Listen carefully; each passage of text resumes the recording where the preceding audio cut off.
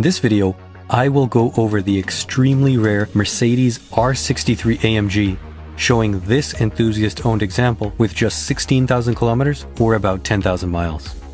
Then, I will discuss what R63 buyers should look out for in today's market. The R63 was unveiled at the North American International Auto Show in 2006 and became available in North America for the 2007 model year at a base price of $87,000 US. The R63 is based on the W251 R-Class, which is a luxury MPV, or what Mercedes calls a sports tourer. Stuffed under the short hood of the R63 is the legendary M156 6.2-liter V8 engine. As I have covered in my previous video on this engine, the M156 is an engine with a great motorsport pedigree. In the R63, power is at 503 horsepower and 465 pound-feet of torque. It revs all the way up to 7,200 RPM. The sound of this engine is amazing. Every time you start the car, it feels special, especially when coming from a vehicle like this.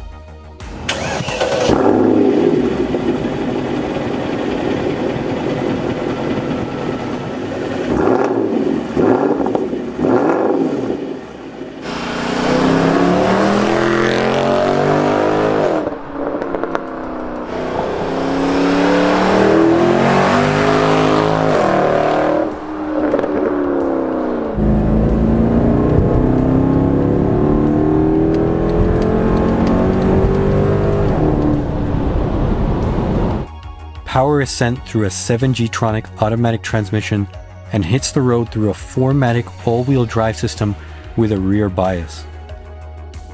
The shifts of the transmission are relatively fast for a 13-year-old car. Along with the ML63, the R63 is the only way you could get all-wheel drive and M156 power. The R63 can launch from 0 to 60 miles an hour in 4.5 seconds. An impressive time considering the R63 weighs 2,375 kilograms or 5,230 pounds. The standard R63s came with 20-inch wheels. The standard brakes included 15.4-inch rotors in the front and 14.4 inches in the back. The R63 sits on airmatic suspension with adjustable firmness and height. While the M156 engine was hand-assembled in Affalterbach, Germany, the rest of the car was constructed in the United States. The R63 was only produced for the 2007 model year. Driving the R63 is something different. The M156 engine is very entertaining. It just keeps pulling to redline. The driving dynamics are nothing amazing, but it does feel more planted and stable than Mercedes SUVs of the time. The steering is nice and communicative. The interior is a very nice and spacious place to be. The AMG sport seats are very comfortable, but still supportive. The exterior styling might be controversial for some, as it does have a van-like profile.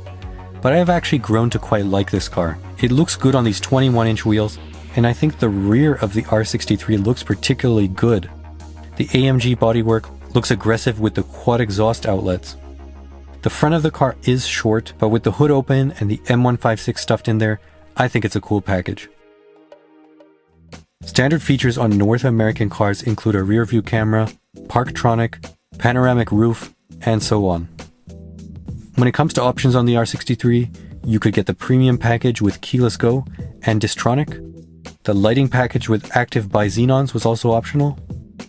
A wood and leather steering wheel was also optional. Heated rear seats were also optional. As well, a rear seat entertainment package with center console was another option. 21-inch wheels were also available outside of North America for the R63. As you see here, these were added to this Canadian example. Exterior colors were all pretty understated, and the interior leather colors included black, macadamia, and ash. When it comes to production numbers, the R63 is extremely rare. In more detail, 108 cars were sold on the US market. While numbers are not confirmed for Canada, the belief is that there were up to 20 cars delivered. The remaining cars were distributed over other markets. Total R63 production is at 322 units for the world. 238 R63s were long wheelbase versions. For the European market, 84 R63s were based on the short wheelbase R-Class, such as the one you can see here, with less space in the rear. All US-Canada cars were, in fact, the long wheelbase version. Thus, the R63 is one of the rarest modern AMGs. Only a handful of cars were produced in lower numbers, like the CLK DTM for example, and they didn't even come to North America. For a modern car to be produced by a large automaker in such low numbers is hard to believe. To engineer the M156 drivetrain to work in the R63 must have been an effort of passion rather than corporate strategizing. Mercedes barely advertised this car. The similarly priced, similarly powered ML63 sold well at the time. In 2007, they sold over 1,100 ML63s in the US alone. The R63 may seem like a very odd car for Mercedes-AMG to have built, but looking at the car today, it does make some sense. If you want a car that can carry 4 to 6 people in comfort over long distances while still having something special, this is it. The R-Class is much bigger inside than an E63 wagon or an ML63. Rear passengers will much prefer the comfort and space of the R63. So if you like an exciting engine but usually need to bring people with you, the R63 makes a lot of sense. Note that the short wheelbase cars in the European markets are not going to be as spacious as this long wheelbase example we are looking at. When looking at R63s today, there are some things you should consider.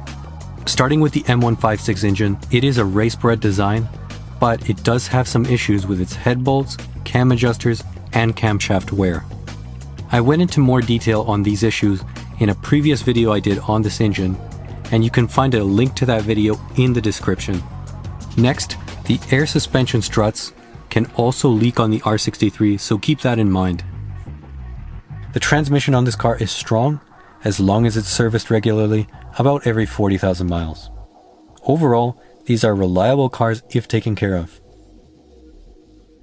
Fitting an R63 with such low mileage as this example, this owner has invested in preventative maintenance to keep this R63 in top working order for years to come. The owner bought this R63 at the beginning of the year and really wanted to perfect this car. Starting with pulling the engine out, the heads were removed from the engine. A few of the factory head bolts were showing a bit of corrosion, so ARP head studs were fitted. Also, ARP camcat bolts and phaser bolts were fitted, which are all stronger than the factory parts. Next, SLS Black Series lifters were added, which have among the best anti-friction properties. Latest 4th generation valve springs for the intake and exhaust were fitted to this M156.